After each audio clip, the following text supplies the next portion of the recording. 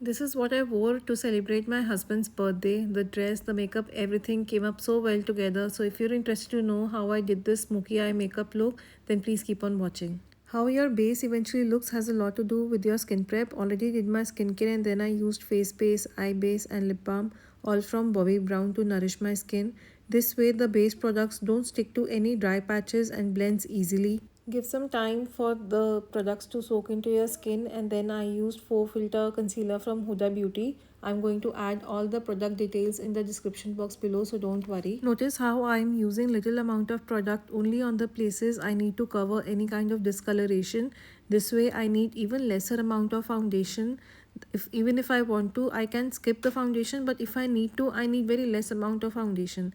I blended everything after like 10 seconds. This way the concealer gets a little dry and thick and offers better coverage, and the face base and the eye base that we used underneath will help to blend everything seamlessly without leaving any kind of dry patches. One good hack is to wipe off the excess product from your brush onto a cotton pad, and then you can reblend the edges for that seamless finish. Don't overblend or you lose the coverage that you need. I dotted maybe just half a pump equivalent of my MAC Studio Fix foundation and also applied Charlotte Tilbury Hollywood Flawless Filter only on the high points of my cheeks. I just prefer using a brush to blend my foundation honestly because I just find it easier to do. While blending, always make sure to cover your neck as well. This will make you look even toned. After blending, whatever product is left on my brush, I use that on my forehead. Urban Decay All Nighter Setting Spray right after foundation will lock it in, make it long lasting, and also will prevent the oxidation.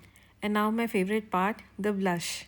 This Bobbi Brown Rouge Pot in Pale Pink is also a recent purchase. I have already shared a video of all the Nykaa purchases in Pink Friday sale that I did, and video is already on the YouTube, so please do check it out if you haven't already. Okay, coming back to the application technique, I always apply the blush right below the end corner of the eye and then blend. Take my blush towards temple also, and whatever's left on the brush goes on nose and chin. Can't emphasize enough on the importance of doing your brows. Applying base makeup makes it even more important to fill in your brows. The proof is right in front of you. If you're still scared or clueless about doing smoky eyes, then watch this. You just need 5 things. 3 eyeshadow sticks in the shade light brown, medium brown, and a black or a darkest brown if you like. 1 matte black gel kajal and a powder bronzer. Start with the lightest shade of brown, blend, and then apply medium brown close to the lash line and blend.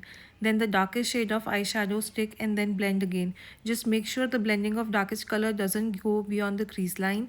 And then I tightline my upper and lower lash line with matte gel kajal. Set everything with powder bronzer over the lids. This will set your creamy eyeshadow stick, and trust me, your eye makeup will not vanish even after hours of partying and dancing, because that's what I did that night. Some more bronzer on the lower lash line and a thin eyeliner, and my eye makeup was done.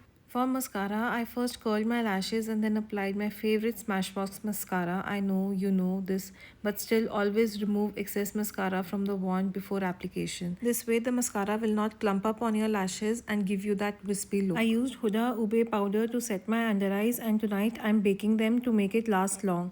Meanwhile, I did my bronzer and a very light contouring. Thank God my face didn't swell up right before the event that it usually do.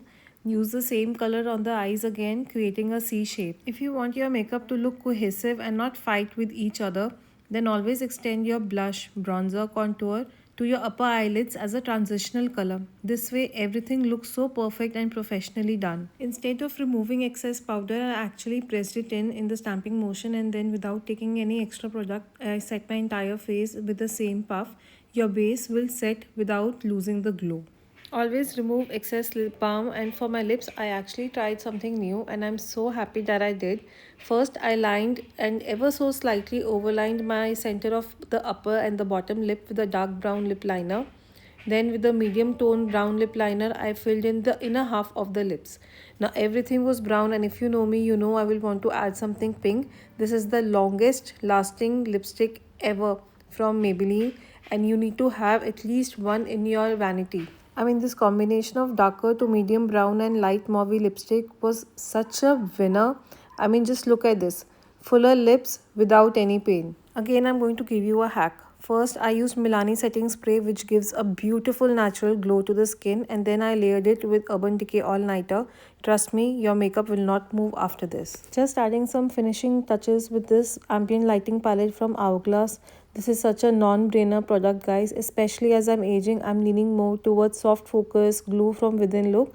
You can literally use it all over the body. If you can get your hands on it without thinking twice, get it. This product is worth the splurge. Since I was glowing so much, I decided to add a gloss too. This one's from Bobbi Brown. And yeah, this girl is never satisfied with her brows, so drawing in a few extra hair with Benefit pencil. I was done after this and this was my final look. I hope you learned something from this video and thank you so much for watching my video. I'll see you in my next one. Till then, bye.